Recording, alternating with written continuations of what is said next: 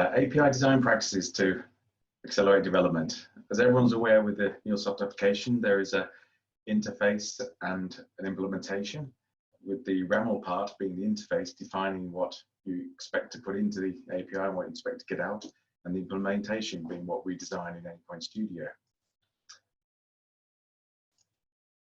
I myself, Francis Edwards, have worked for Saint-Gobain for 3 years. It was my first time using MuleSoft when I started, and it was really my first introduction.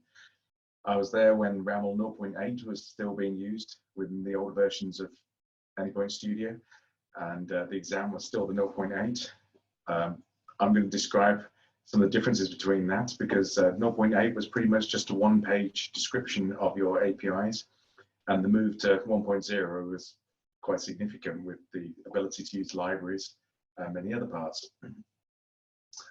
To pass the 0.8 exam, I did it first time, open book exam. It was relatively easy to pass. When I had an attempt at the 1.0 one, I decided not to do it with an open book and just see if I could get feedback from the exam and understand what I didn't know.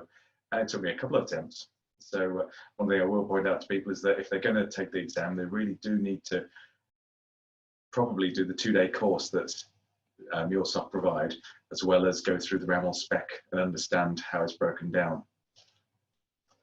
Saint-Gobain itself is a company that does building material distribution, so still running at the moment. And most of my work is to do the operations of file movements, although we're exposing an awful lot of APIs to be used within our new website. These are the resources I used for learning. The first is a book, Designing for Web APIs. That's available from A-Press or Nova Manning, maybe, one of the two, and Undisturbed Rest, which can be downloaded free from MuleSoft.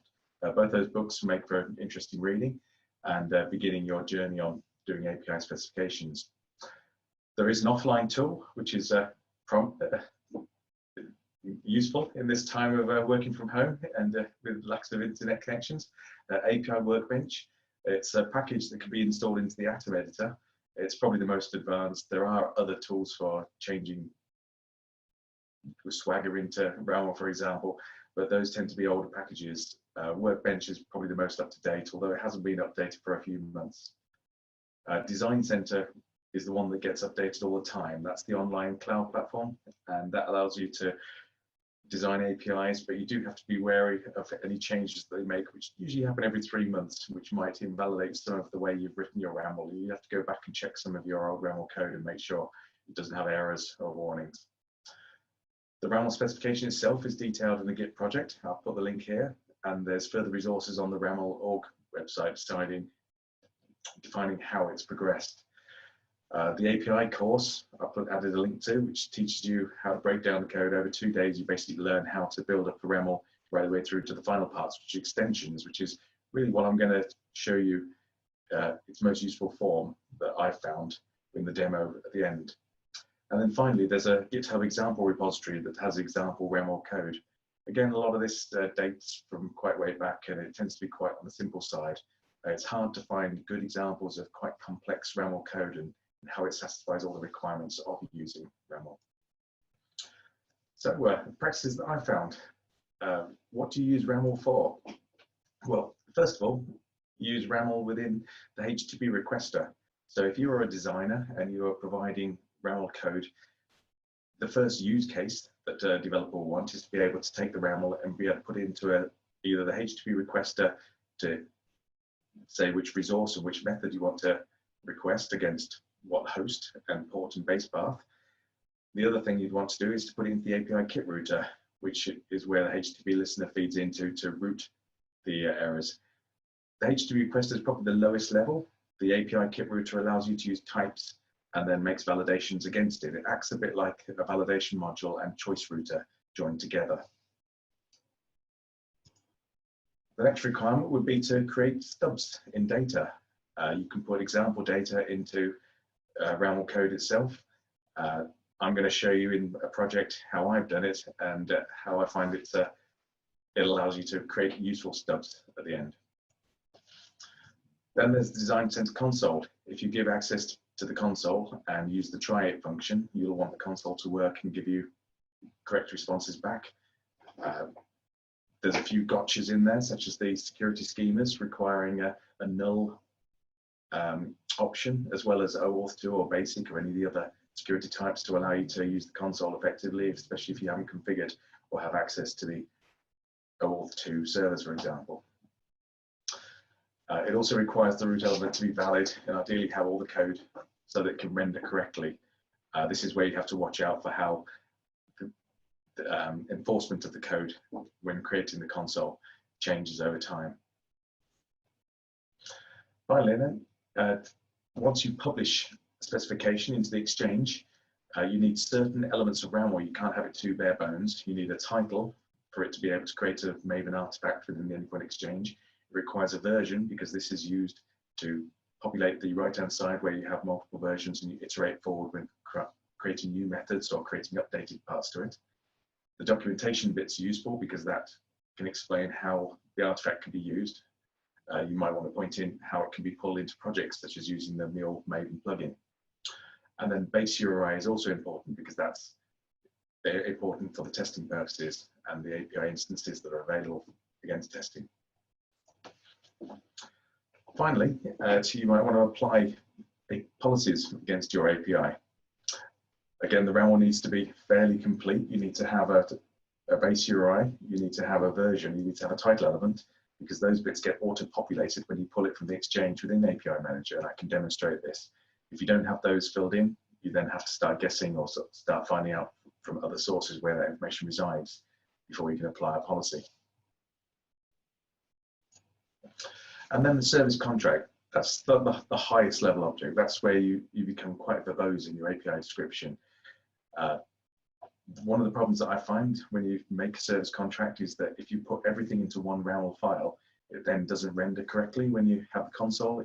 It doesn't allow you to use some of the lower down features like creating flows from the application. I should demonstrate that with my example project. So, demo time. I'm going to take you over to my version of the Design Center. I'm going to show you how I've structured the code and how I'm going to publish it into an Exchange artifact and then how to pull it into Studio.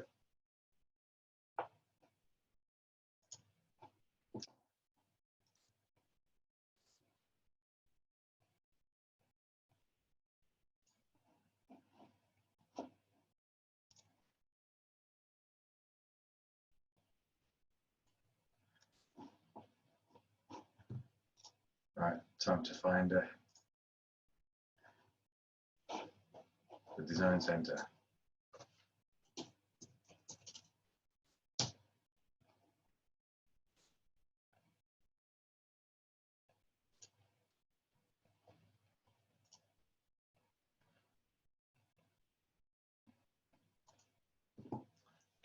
Right, I've created a project here. A very simple project, but structured in a way that makes it useful in both the Exchange and within Endpoint Studio. What you may notice here is that I have the first bit of code that I wrote whenever I wrote the specification puts in all the necessary root elements and then puts through the resources, the methods, and what responses I expect. This is the minimum specification you'd require for something like a HTTP requester. It's very bare bones. It doesn't give you anything, doesn't give you any examples. It just satisfies that requirement for what you can post against a HTTP resource and what you can expect back. More ideally, you'd want something that looked like this. And this is the minimum level I would describe as being useful for RAML for defining either the API kit router or for the HTTP requester.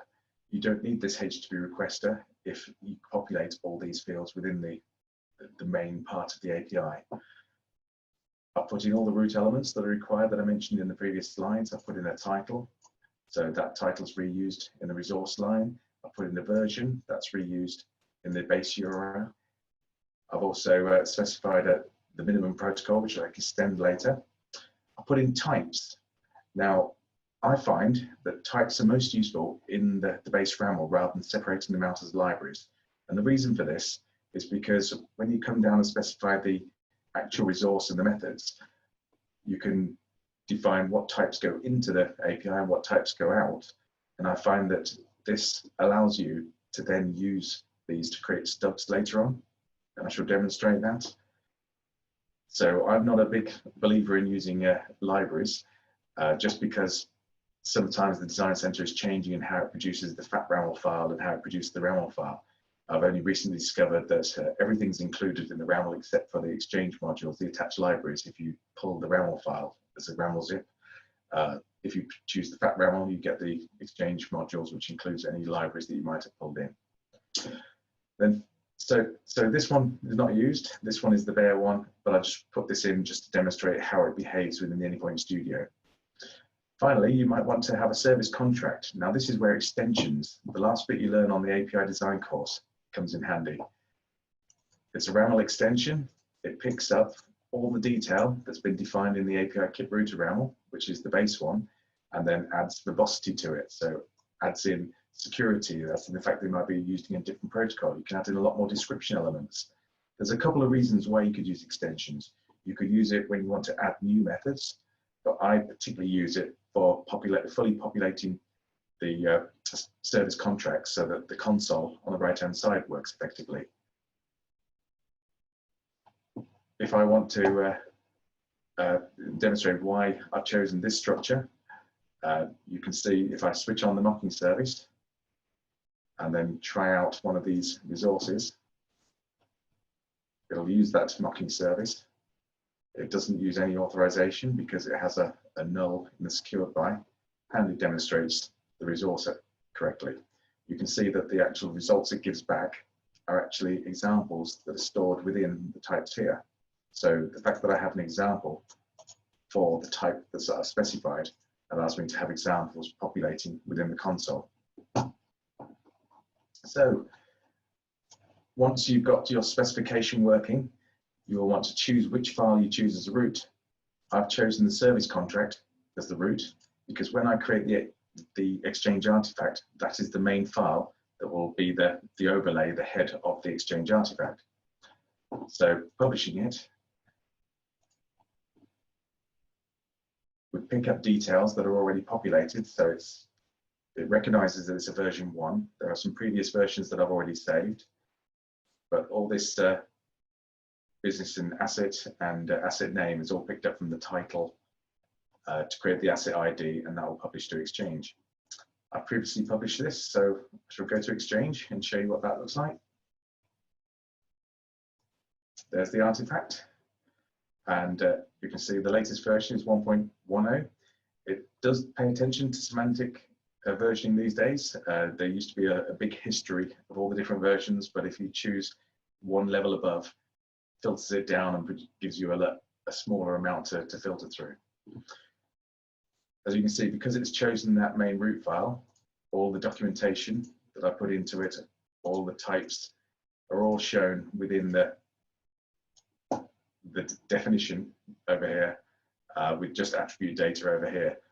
I could then edit this and put in a markdown file to explain how to use this and how to get it into your project. If you're familiar with downloading this, there are 2 different types of ways you can download the file. There is if you download it from the artifact like I've done there, you'll get a fat RAML, but there's also another file which is simply called the RAML, and that pulls down everything except for the libraries, which might make an API smaller if you don't need to have those attached libraries. The MuleMaven plugin essentially takes that string and pulls that into the projects, and that's what I'm going to demonstrate next. Here is a project I've created. I've just put some skeleton information in, and essentially I'm going to build this from the POM file. You'll notice there's no API tree here, but within the POM file, I've used the Maven C dependency plugin. Asked it to unpack, which means go and get a zip file and unpack it, and go to this location. Information from the thing that we saw, the name of the artifact, the fact that it's version 1.10, the fact that I want a fat RAML, so I want the entire contents, and my organization ID. So if I save this POM file, it's going to kick off a Maven job, which will go to the Exchange, grab that artifact, pull it in, unzip it, and populate the API for me. And so if I get a new version, all I would need to do is just be told by the designer that I've got a new version to get, maybe 1.2.0, and that would pull and overwrite any of the content that I have at the moment. So this structure, you might have recognized from earlier. I mentioned that this file here, which was quite bare, would be useful for a HTTP requester, but one of the things you want to do within Anypoint Studio is to use Mule to generate some flows. If you use this particular HTTP requester, you would get a simple file being created with stubs to data. But the main problem I have with it is that these payloads are not populated because there was no example data. So that's the reason why I said that the API kit router would make a better job, because it includes the type information. And when you generate the flows from that, you get the same structure, but within the payload stubs, you have the example data that was included within the examples within the types. The service contract is a lot more verbose, and because it's verbose, with a lot of include statements, including lots of other files, it doesn't allow you to generate those flows from them. And that's the reason why I use extensions to essentially extend the base specification, which is usable by the developer, into a service contract that is more usable by people viewing the API and wanting to understand the API. One final thing to show you would be this API. Now that it's in Exchange, I might want to apply policies to it. I mentioned that when you create the RAML, you want to have things like the base URI title. That's useful for things like API Manager, because once you're in API Manager, you can import one from the Exchange. My project's called Manchester Meetup 3, and all these parts are automatically populated, including the implementation URL, because that was what was stored in the RAML. And then to save that would create all the necessary API auto discovery part information, and that would be then be useful to give to the designer. So that's sort of information you may want to save and maybe put into the Exchange, depending on if your Exchange is available to external users. So you might want to put it onto this sort of page. And that really sums up what I wanted to show. The project that I've created here, I shall attach to the presentation and supply for later use if anyone wants to get an idea of what a good piece of basic RAML looks like and what's usable. Any other way that I've used RAML, I tend to find that you cannot satisfy all the requirements. You either make it too verbose and you can't use it to generate stubs, or you make it not verbose enough and you find that you don't have enough reboot use. So this is the best balance at the moment, although I do have to keep an eye on Anypoint platform as changes happen every 3 months and I have to revisit this every 3 months. Okay, thank you very much.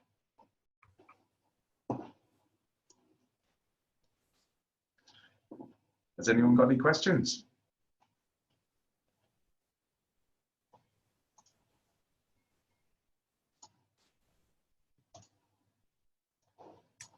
You can either raise your hands or type the questions in the chat and we will see them.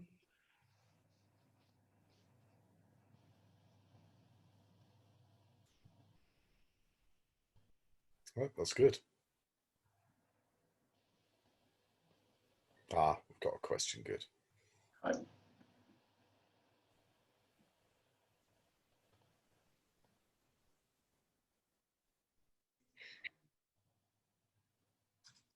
Okay, I believe we don't have questions. Oh, okay, we have the first question. Yes, I do find fragments have caused issues. Initially, when I started using fragments, it was because I was doing the boundary domain. I was establishing boundary context and not trying to build a too large canonical model. All that was probably understandable by solution architects out there. But what I found was that the fat RAML and the normal RAML artifacts that were downloaded from Exchange didn't quite fit that format. It was in the past that when you downloaded just the simple RAML, you just pulled down the main root file. You didn't pull down any other files within the same level of the tree, or indeed any of the subfolder structure. So it was more useful to separate things into something that you wanted for one API and something that you wanted to include all the fragments in and to have as a boundary context. But it's not quite like that anymore. It's the fat RAML gives you the exchange objects, all the libraries. The slimmed down version gives you everything in the root. And if you start putting everything in the root, it just looks well, it can get kind of messy quite quickly, and you lose your thread as to where things are. You can still achieve quite a lot of reuse simply by using things like types within the main page of RAML.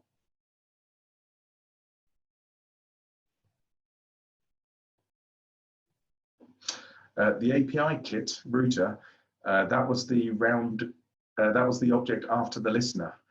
It's essentially a choice router and a validation module joined together. So if a request goes in and doesn't pass the validation because it validates against the RAML, so it validates against the types within the RAML, then it'll throw an error, and those errors can be captured and a suitable response returned. Otherwise, it recognizes what resource you looked for and what method you looked for and points it to the right flow for the implementation.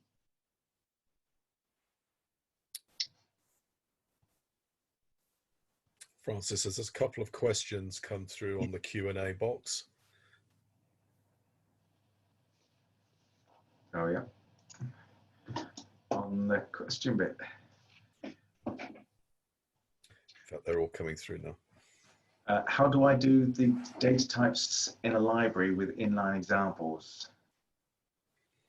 I find that if I use inline examples, or if I do include and point to examples, it doesn't get created in the payload stubs. They're useful for things like creating test cases. So if you're using Postman and want to provide examples for you doing Postman suites, then yes, you could include lots of example files or have them as inline. The only problem with inline as well is that if ever you're going to use this API, say your RAML is the source of truth and you want to produce a Swagger file, there is an ability now to copy the RAML and create a Swagger 2.0 file. We've had to do this without our organization when we use our Axway gateway, which handles our OAuth 2. So to create an implementation interface within Axway, we have to provide a Swagger file. Now, if I chose the verbose service contract, it would create a ridiculous file of 3,000, 6,000 lines, which just doesn't load into Axway. By having a more trimmed down version of just the fields and just the types and examples that are required for the API kit router, that allows me to have a smaller Swagger file that's only like 1,000 lines big that can load into Axway. Thanks, Francis. Maybe a couple from Toby there.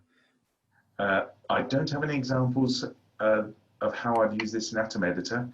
I find it much easier to use the Design Center than using Atom. I've used Atom a few times. It's not my editor of choice. I tend to use Notepad++ because I'm always using it for the XML and the JSON tools rather than Atom, because I find it a bit slow on my laptop. So it's not my go-to tool, I'm afraid. And has the console in the API kit ever worked for you? You mean the console when you debug the application and the console working? Yes, it has worked. And this particular one doesn't, or at least it didn't this morning when I tried to run it. But I know what you mean. Yes, it works in the console if you access it via an external browser, but within Anypoint Studio, the console bit at the bottom tends to not render correctly. It used to not render correctly if you had includes to any fragments. So when you comment out the fragments and when you remove the fragments, then you'd find that that console within the Anypoint Studio worked. However, this is a good example that did work 2 months ago and doesn't now without any updates to Anypoint Studio. So I think it's a bit of a moving target.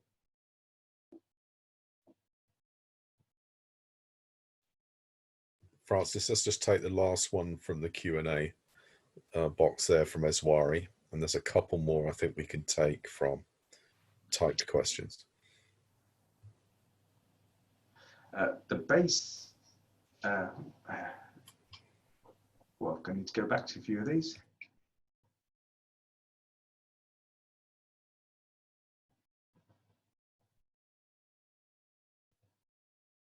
That's quite a long question in the chat from Sunny.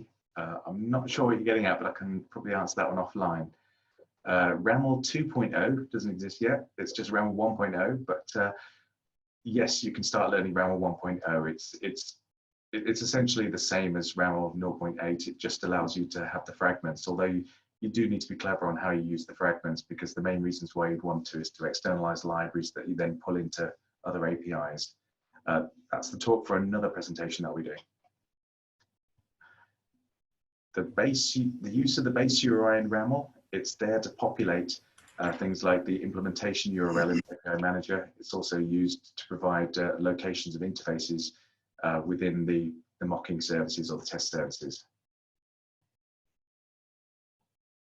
And the only problem with base URI, it can only be specified once in the root RAML. If you try and override it with any extensions, it just doesn't get picked up. But that could just be a feature that MuleSoft haven't got round to implementing yet.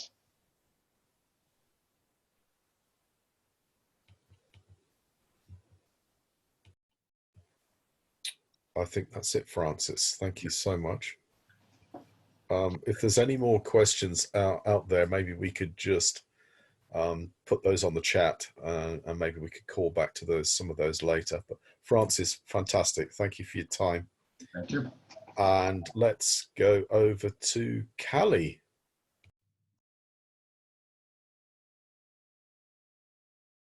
There we go.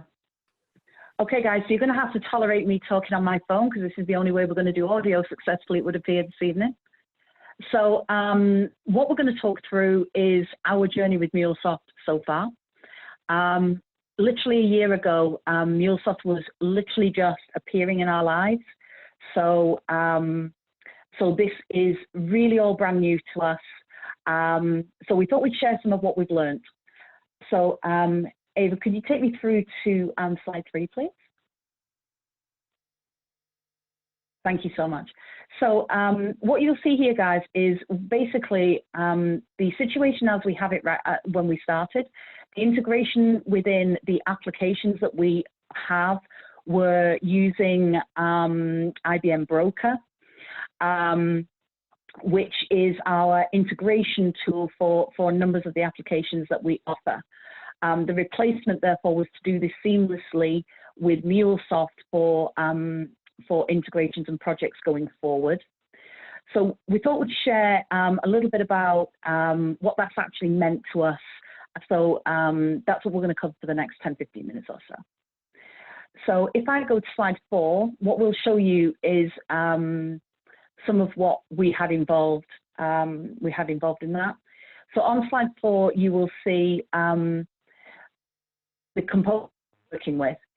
So over the last year, we have a mobile app, which was our first integration with MuleSoft. We did that with our integration partner, Hexaware, who really had to take the lead for us in those early days. For those the MuleSoft Fundamentals course, you'll probably realize, which maybe we didn't fully originally, is how long it can take to get the fundamentals training completed. It really was a challenge, and we wanted to bring a whole community of developers with us. Whilst we were doing that, so we had our mobile app launch last year. That was our first MuleSoft integration. But equally, that wasn't the only thing going on. We also have a Salesforce program where we're deploying that. We have a significant piece of work for our financial services arm. And I mentioned the financial services arm because one of the things that we had to do from the start is we couldn't get too much wrong. We had to be secure from the outset. And these are some of the things that when you first pick up MuleSoft, when we were following our more experienced partner through, we did a lot of things in a particular way, and then we have learned and wanted to adapt that as we move on. So that's really the landscape that we started with, and the first projects that we were going to be doing. So if I move to slide 5, Andy redid these slides for you, so they're so much more simplistic and visual. So if I move on to slide 5, you will see we brought an integration community together. So this is really about DevOps and really about how we learn and pairing and all of that good stuff being used to bring this to life for us. So our integration team is actually a community of a number of the devs, many of which are on this call this evening. We've systematically learned together. Now that sounds like a really easy thing to do, but that is not where we started from. That's not how we used to bring on new software or programming skills, etc. So as many people as possible have gone through the MuleSoft fundamentals course. As I say, that did take a while. But whilst that was going on, we've equally endeavored to try and get our API strategy in place. And we've had to support, obviously, the training with a lot of ongoing development and experience.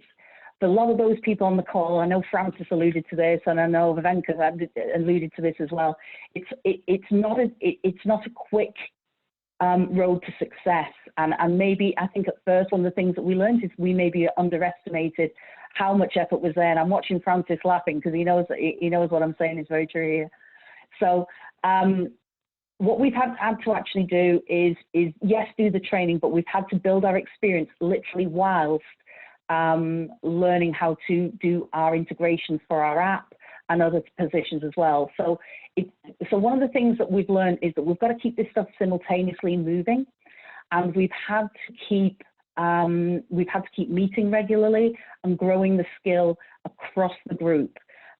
This was not something where we started with a lot of perfectly formed experts. We've had to do that as we were literally trying to deploy, which definitely isn't the easiest, but where we've had to go. So I want to talk a little bit about our experience with MuleSoft and how they supported us in that, because I know a lot of people were asking us, but how did you do it? So on slide 6, if I show you huge credit to my colleague Andy, who would have loved to have been here this evening. They've spent time with MuleSoft Connect. We've picked up a lot of hints and tips from this forum and from a couple of other places.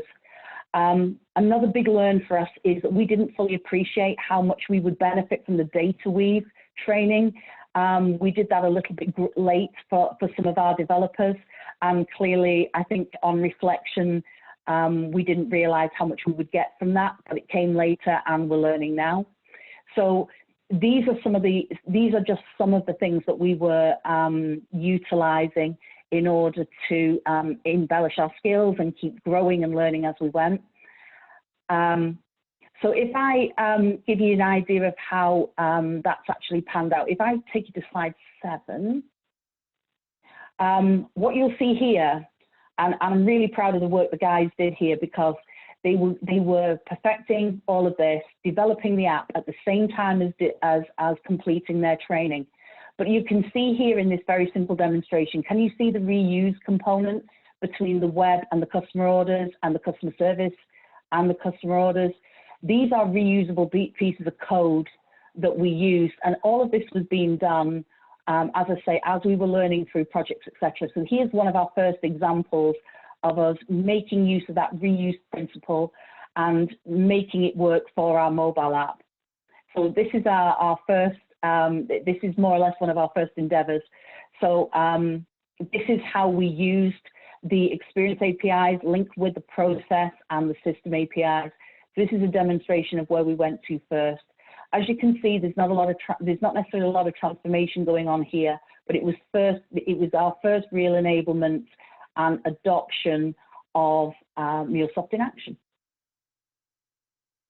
If I go on to slide 8, one of the things we're really quite proud of, and we worked very hard with MuleSoft themselves, who supported us through a number of these things. We've been able to actually implement the API fragments. Here's an example of ours. You'll see our little studio customer type, the one that we've created there in our assets. The thing that I'm probably most proud of with the team is that we have tried to really adopt that reuse principle and do a lot of the best practice things as soon as we fully understood them and as soon as we could implement them. So in this instance, what the guys have done is map out for future projects all of the different ways in which data will be moved between the different systems. And we've actually mapped out how those API fragments should work and standardize the data. Now, again, a lesson learned here is we had to do a lot of work. We had to do much more work up front than maybe we realized. And for the people, those first projects going through that, that's a learn, is that your first, you certainly have much more overhead than you anticipate.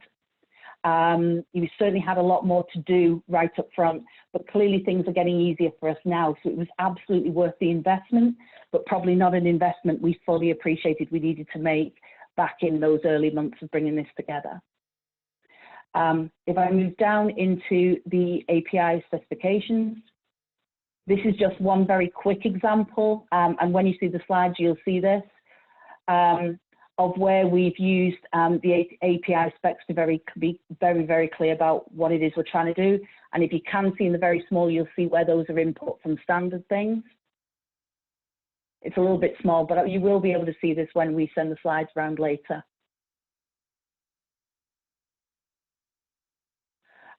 Another thing, if you can just about see it, thanks guys. As you can see the input, you can see the exchange module there under the users. And you can see what we posted. The display name is credit check, and you can see how we've put an example of our API specification together there. I'll give you a second so you can have a little look at that. If I move into slide 10, what we're going to talk a little bit about here is our CD and CI and our DevOps endeavors. What's really important to take note of, we weren't just doing MuleSoft, but whilst we were doing all these things, we really were genuinely trying to adopt and really live DevOps principles. And we've had to grow that at the same time. So what I'm really proud of, and again, we're going to show you, there's a couple of, the next slide shows you a little bit of this. We have from a very, very early stage used Bitbucket as our repository, and we've used Jenkins to make sure that we are as close as we can sensibly be at the moment towards a CI/CD methodology. So we are able to promote in some of our areas through to test environments and then through to production. We do have controls around the production release, but we have managed to automate a great deal of this. So our MuleSoft pipeline, in many cases, is at least semi-automated, I would say, and in constant development. This is really helping us emphasize the need to really work on MuleSoft, but to be able to do that with the other automated process. That's saving us a lot of time from a development perspective. But again, it was huge investment when we first did it. But we're definitely seeing the benefits of doing this now. The other things, we're going to pull out a few tools and things which we've complemented MuleSoft with to show you how we very practically make sure it's secure and how we're making sure we're doing all the right things whilst bringing in this brand new tool, brand new integration method. One of the things we wanted to call out, because I think it was through one of your sessions we actually first heard about it, we're trialing SonarQube to get our coding standards to a really good quality. That's only in trial at the moment, so maybe in a little while we'll come back and give you a more technical version of how we're doing that and how that's looking. The really important thing with MuleSoft, we work in an FCA regulated business, and because of that, as if everybody is interested in security around their applications, we are absolutely almost paranoid about it. So all the time we're looking at how do we, as soon as possible, make something really efficient, how do we make sure it's secure, and the team have been hugely supportive of that and helping us get to that place. So maybe we'll tell you a little bit more about SonarQube, and we're using that for code quality, but we'll tell you about that in coming times. If we go down to slide 11, what you see here is a little bit of a screenshot of the Jenkins build and the deployment. And you can see that the number of deploys now that we've got working this way.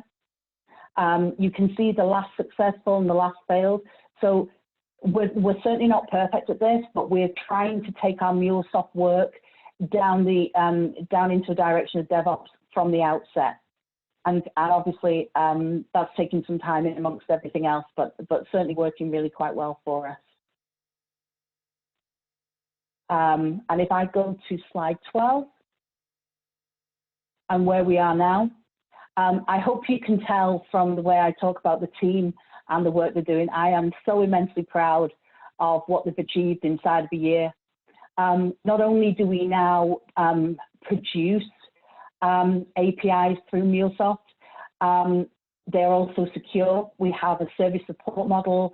One of the things we share is how useful we found as it is at Dynamics to do some monitoring of our MuleSoft estate and make sure that we're well informed about what's going on. As you saw with the original slides, for us, it's all about understanding what Mule is providing for us and the integrations with our mobile app, which is provided by a third party, being able to work with our credit check component of our checkout at our website. Again, another partner involved in there. So we've got, over the last year, lots of different component parts, and MuleSoft is the glue that's holding all that together and making sure that messaging is done in an efficient way.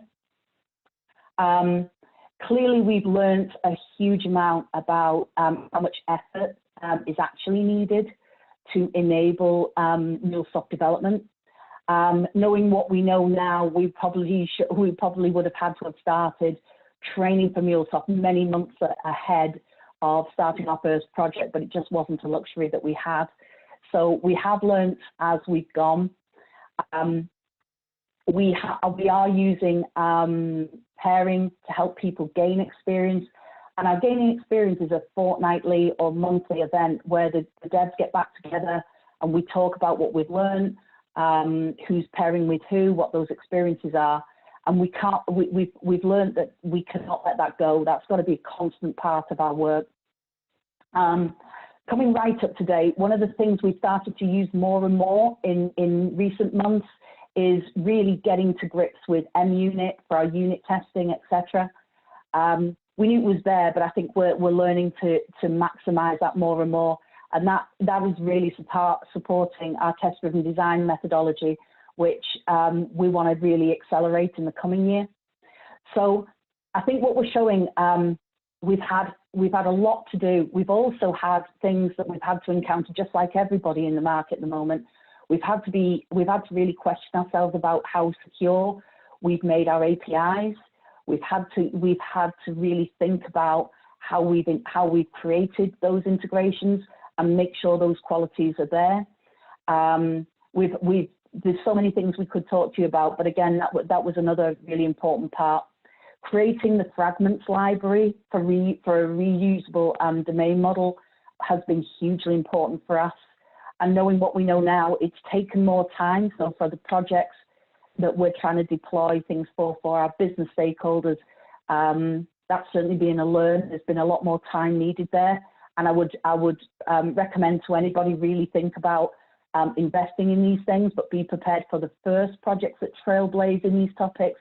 There is much more time needed than may be realized. We're doing a much better job now of splitting out, to split in the middle of the domain model, the experience layer and the system layer. Again, we weren't as crystal clear on segmenting those things out originally, but we've got much, much better at it. Business logic logically control the process, but APIs are connecting all the domains together. And more that we find a lot of moving parts now in our estate, so lots of third parties involved, etc. It is proving to be easier to plug and unplug integrations now, but again, I don't think we're fully benefiting from that yet. We will do some more transformative work with our APIs this year, and we'll get a lot more clever with what their capability is. And again, that's really what year 2 is going to hold for us.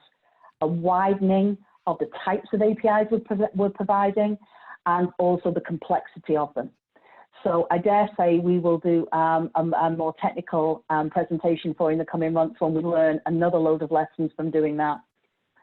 And one of the final things I would say, I know we say these things all the time, but the standardization and organization of our work is something that we know it's true, but it takes time and investment to get those things done. And though we weren't perfect in the early outset, we've got, again, much better with our standardization and things moving forward, and hence API architecture and things are becoming stronger. So we could talk to you about all manner of things and the security of our APIs and a whole plethora of other things, but hopefully we just wanted to share some of the really practical side of what we've been doing for the past year, and I'll be happy for our team to be more involved and show you some of our more technical stuff maybe next time around.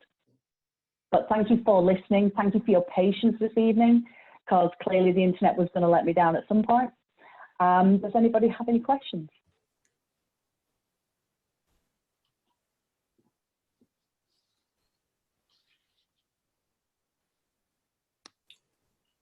Just checking for you, Callie. Thank you. You're welcome. So there's one there. There's one there from Toby saying, how did you build your DevOps pipeline? Are you building the jar file using Maven and then using the Anypoint CLI to deploy? I think we're partly. I think the answer is yes and partly. I think I would let one of my developers talk you through if you're interested in seeing our pipeline and how we've done that. Some of my brilliant colleagues are actually on this conference call, and they could talk you through.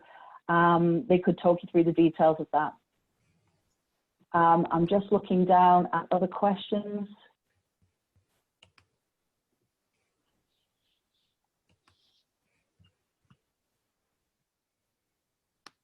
Ah, yes. I can't see any further at the minute.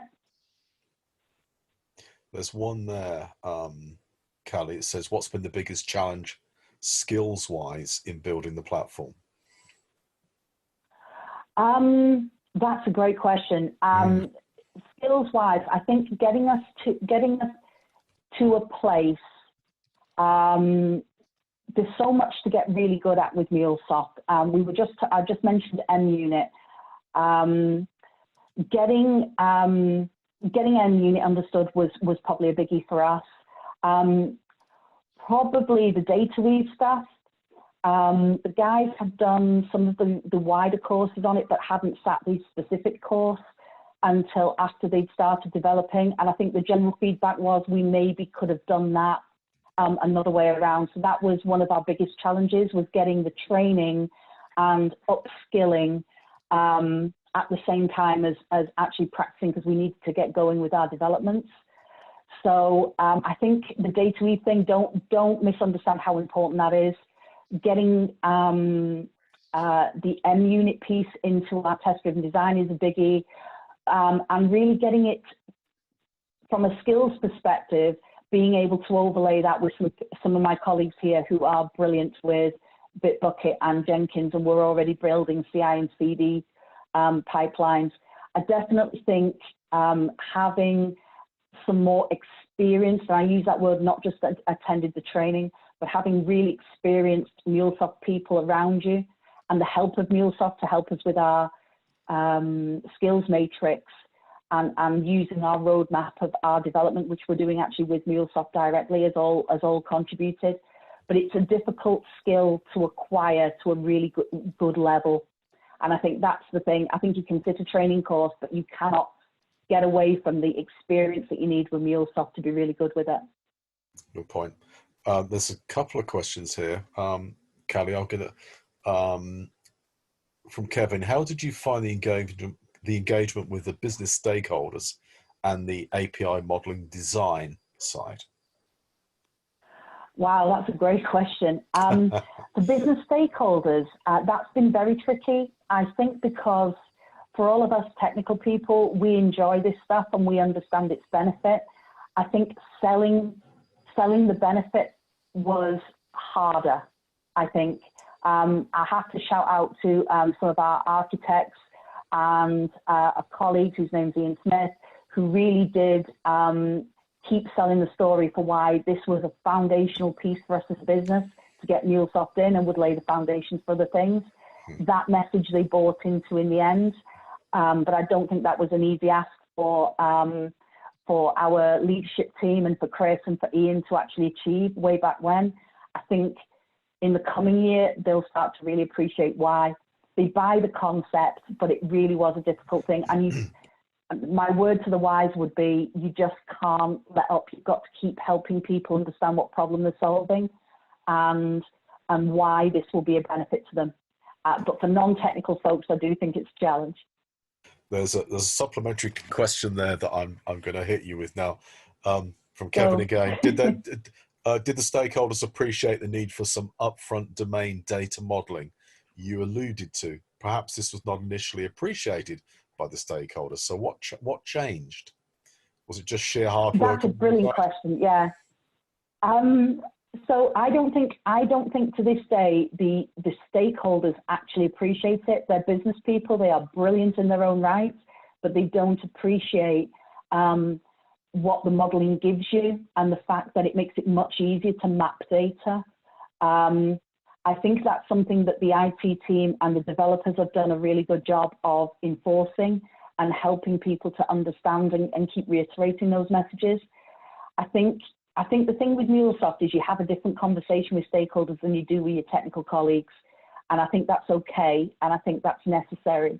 I get really excited about this. And like I say, I'm so incredibly proud of the team, but it's not something stakeholders appreciate. However, when you say to them, but if you don't like that supplier next year, we can disconnect them and put another one in their place and you'll get better benefit, that they understand.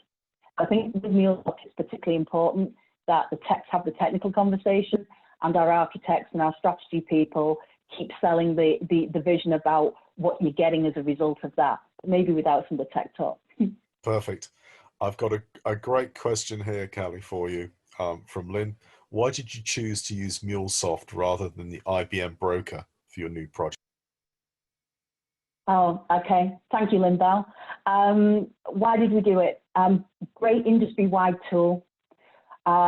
Service bus methodology. As much as I love MuleSoft and I love my tech, the reality is I'm an agnostic.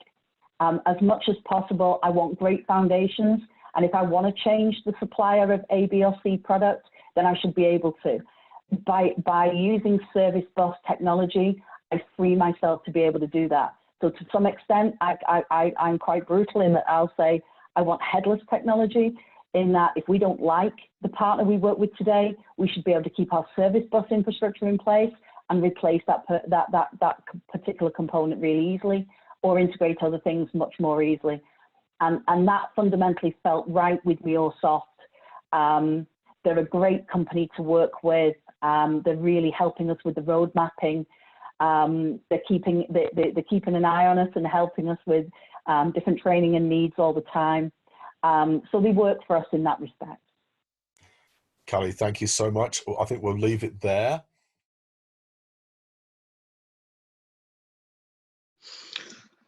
Hello, everyone. I'm Venkat, usually known as Ven. I'm an integration developer working at Rothbone Brothers in Liverpool. So I've been an integration developer. I used to be an ETL developer before starting the MuleSoft, and I used to do a bit of Del Boomi as well. And I've been working with MuleSoft for about 3.5 years, and with Mule 4 for the last 2 years when it was first introduced, which was quite challenging in the beginning. I worked my way through so far. So I would like to present from the concepts which I'm aware of, and I'm sure most of you has already moved on to Mule 4 already, I guess, most of the projects, but there are some key interesting topics. I'm actually not intending to compare much of Mule 3 with Mule 4. I'm going to lightly touch on the improvements made from MEL to DataWeave 2. So I would call it as a power of transformation, a DataWeave, which is compared to most of us being developers like Java developers, Python, or we used to write the code. Data weave has been introduced in Mule 4 a couple of years back, and it has emerged as one of the powerful languages where we can do lots of transformation. So far, so good. I mean, I haven't had any issues with transformations, but I would appreciate at the end of this session if you have come across any issues with data weave, working on data weave. So moving on. So yeah, just a community message. It's time for us to be home, just to stay alive. So just a bit of background and overview on the data weave. Like I said, it's introduced in Mule 4, and it replaced the MEL, which is a Mule expression language, which most of the Mule developers working on Mule 3 onwards, Mule 3, 3.8 or 3.9 must be aware of Mule expression language, writing those expressions as well. And the data weave is mainly supported, I mean, data weave 2 is supported from any 0.7 onwards. If I have to be precise, as data weave 2. There was a data weave 1 as well in the previous versions. So I would say some of the features, the cool features, I could say the new functions or methods are added. There is very much improved power in the transformation. And the syntaxes have been very much simplified comparatively. Some of you might aware like attributes, how it used to present in Mule 3 and MEL. Now it's become like very easy.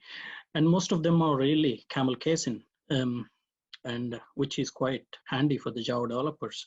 If you have to write a function or if you have to write some sort of function, it's mainly simplified as a camel casing in most cases. And the ease of learning, it's quite easy. So some people coming from ETL background with some less coding knowledge of Java or Python, I believe the data weave has given the good opportunity to learn, experiment things. There was quite a lot of improvements ever since for the last 2 years. Now there was lots of cool functions added, like you can even do joins like SQL and security and whatnot. I mean, we can actually go through some of them today. The process flows are simplified compared to Mule 3 versions. I meant to say, I've done projects in Mule 3 and Mule 4.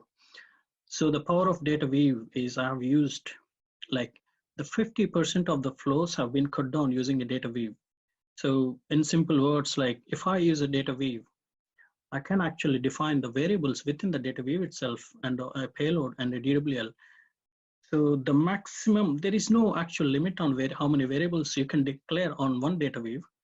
I've done up to 10 to 15 variables in one data weave, which is a cool process. Like if you put the variables across set variables, components one after each other, you can imagine the 15 lines of the flow actually can be cut down very simply. And yeah, so let's move on to the capabilities, actually, what data weave can do. And what it can do, I would appreciate some comments actually at the end of the session today.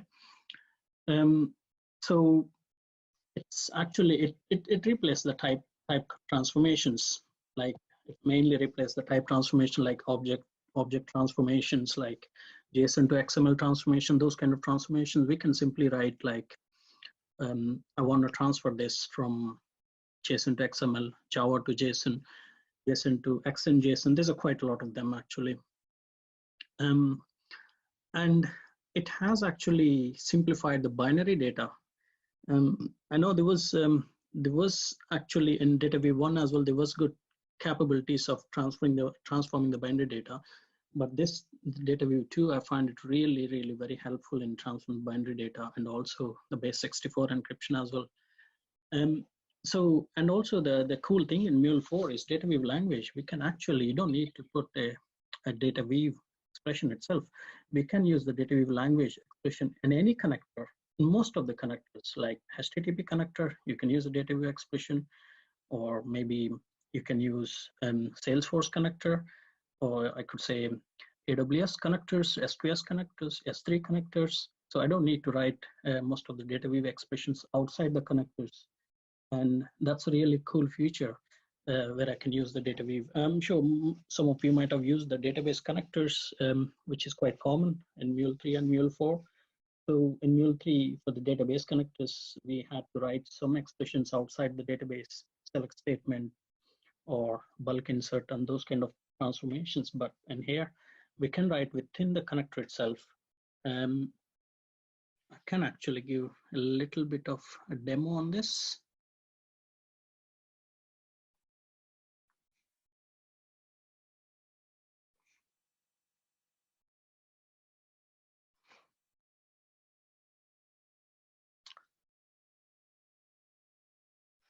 So yeah, I would say like example, I want to transform something.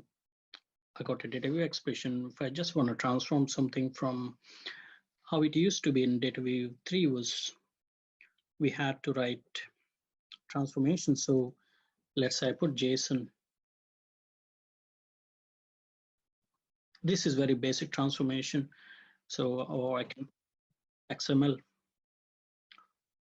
So CSV, which is a quite handy transformations where we can actually come across with this data weave. Let's say I have a piece of code where I want to transform this.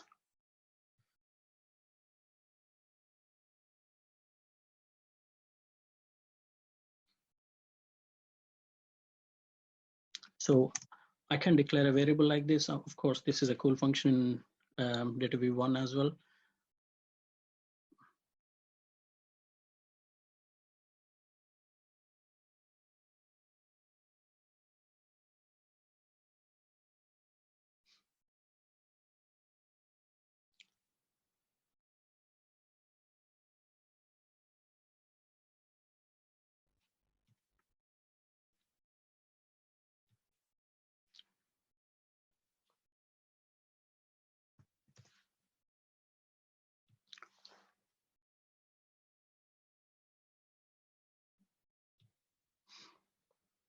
So like I said, I mean, we can actually create like a JSON or CSV before it loads.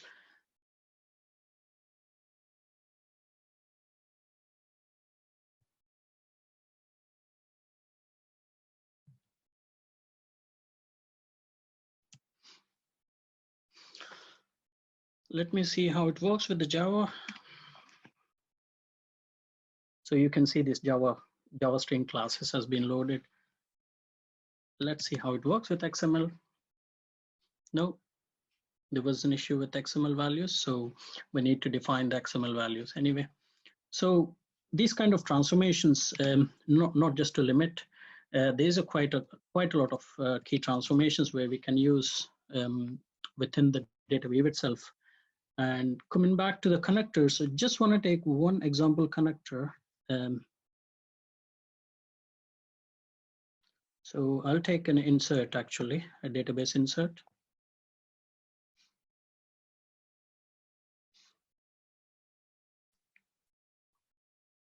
So within the insert connector, we can actually use data weave itself without actually specifying a data weave before the connector, which is a cool function on most of these connectors.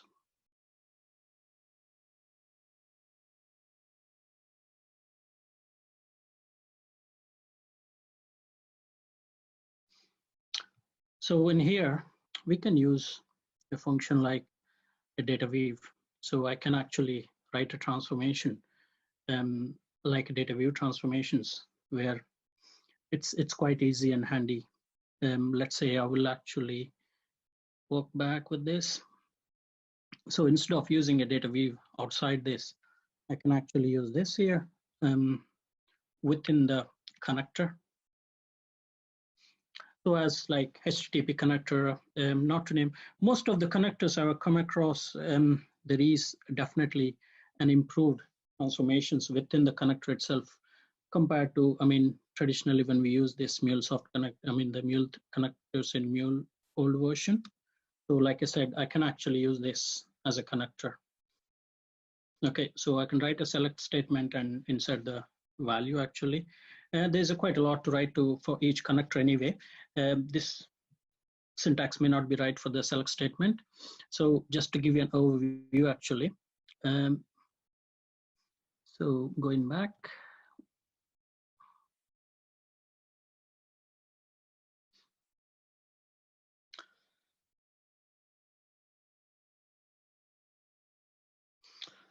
And the capabilities, so it's used in most components like file connector, like I said, database. This is a simple transformation. Like we can actually convert this as a number. It's not just limited to that. So set variable is, most of us use, 99% of use this expression anyway, in either in Mule 3 or Mule 4. But in here, data view expression is used in the variable itself as well if we need to. So very commonly used, the power of transformations is a map and map object. The map actually, it transforms the array list, and then map objects transform the object with a key value pair. So like you say, you can see an example of the array on the top actually, which actually gives an output with the map actually.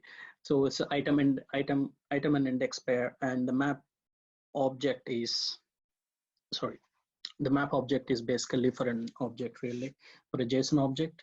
There is quite a significant amount of transformations we can do. I'm not sure if some of you follow the MuleSoft forums. There's very complex transformations people are doing with DataView 2. There is a very much limitations where I can't see any limitation at all. But because the map and map object are very much commonly used in DataView expressions, and most of us in a daily life.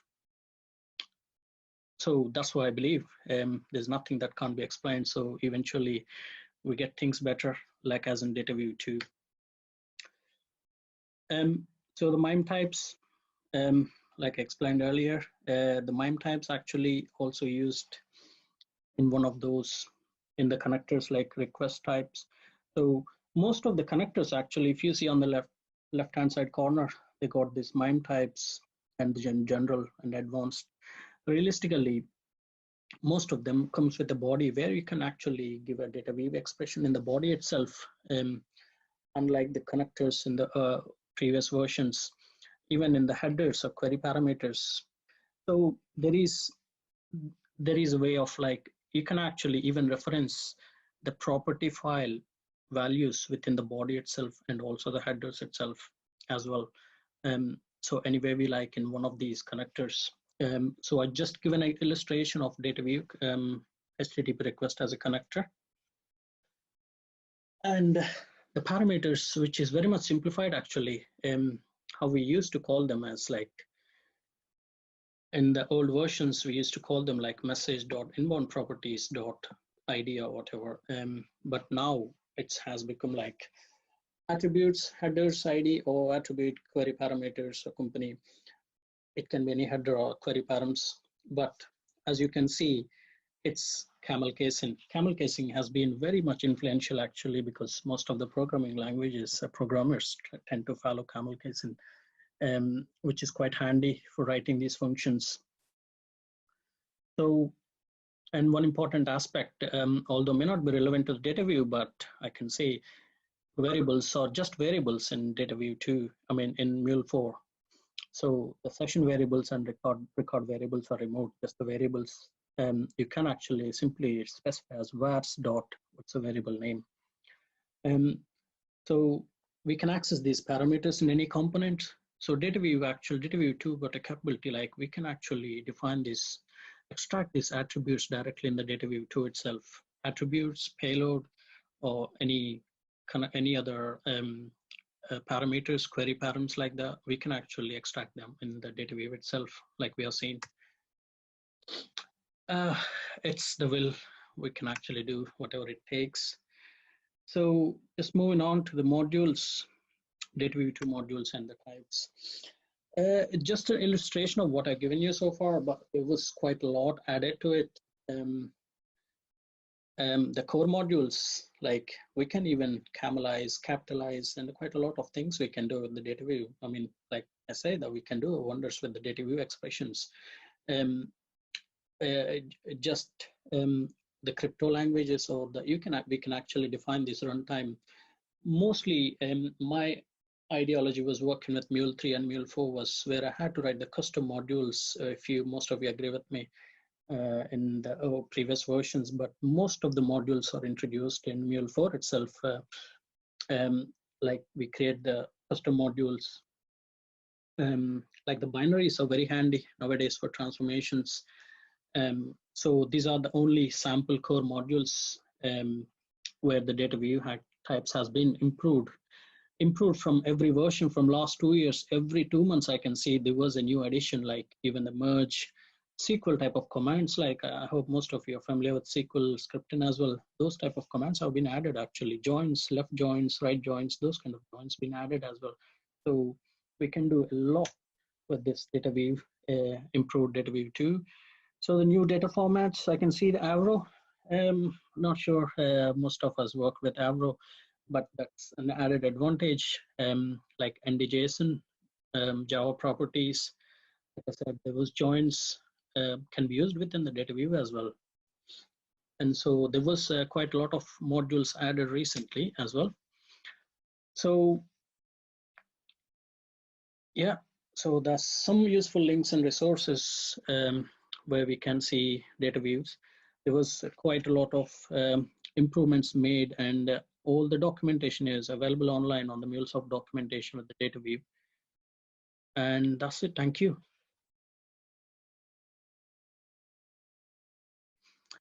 Any questions, please go on. Thanks, Glata. Any questions at all, anybody?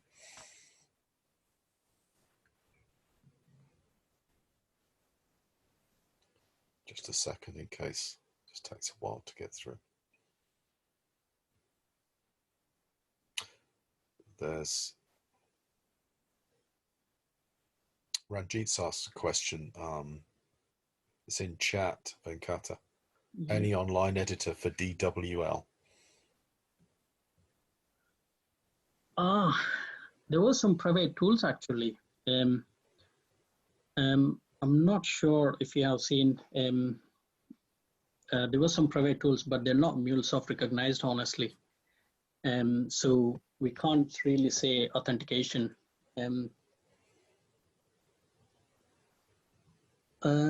Any online editors to validate RAML? Is that I think that's the question for Francis earlier. Yes, it's no, it's any online editor for DWL. Oh yeah. Sorry. Yeah, sorry. There were some private sites where you can actually do a map and map object. There were some online editors, but they're not absolutely recognized within the MuleSoft. But like I said, you can use these key value pairs within the map object, map documentation. So I wouldn't say these definitely online editors with DWL. DWL mostly you create it and then we use it as a part of data view expressions anyway. So far, I don't think MuleSoft has introduced any. If you come across any, please ping it to us.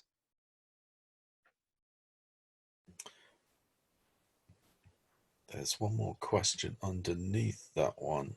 I think it's, just have a look. Is it possible to have a local data weave editor tool?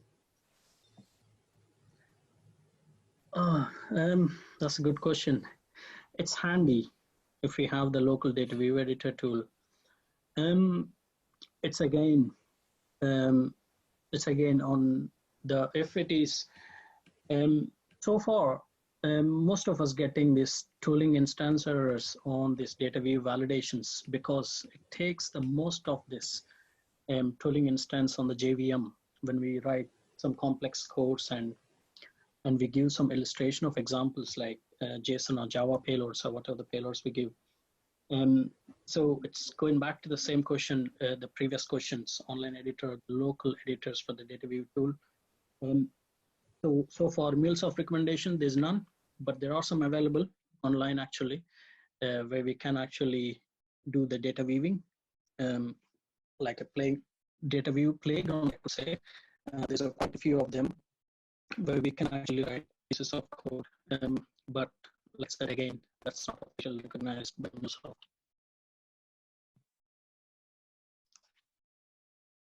There's just one more, Venkata. Yep. From Akhil.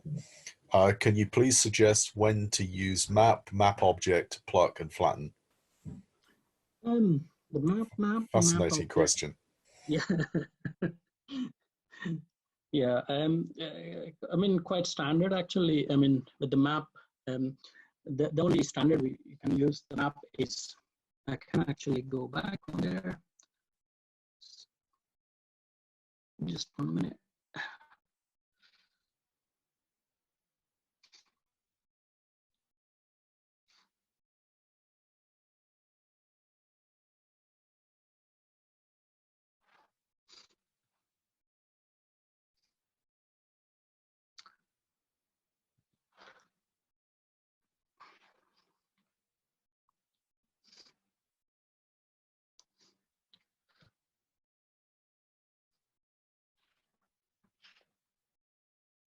So I got the JSON payload.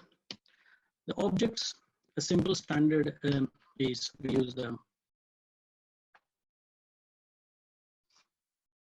table, the map object, we use an object, or if we have a list, we use the map.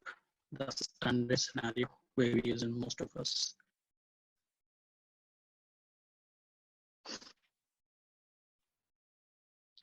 So, like I said,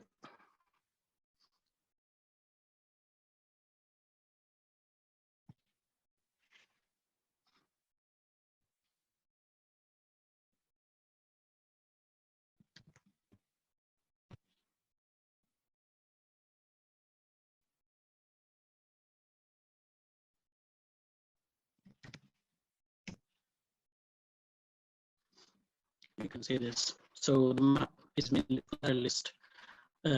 This is a simple, very, very basic, simple illustration how we can use this map and map object.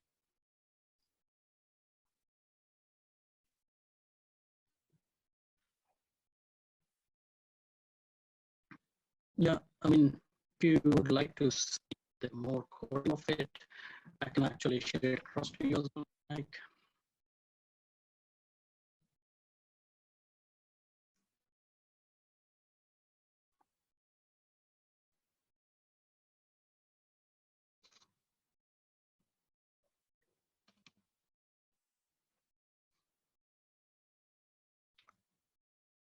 so like I said, we can actually convert these payloads from JSON to XML from the previous illustrations. So this is my worktop in the company. As an example, so Akhil, I guess I answered your question. Yes, I think that's good. Thank you. Right. I think that's it, Venkata. Thank you so much. Really interesting. Yeah, appreciate everyone. That we can't just be covered in about 15-20 minutes. It's a huge, vast subject, actually, everybody know. So I just presented what I could. So maybe next time we can go into part 2. Absolutely. Would love you to do that. Thank you so much.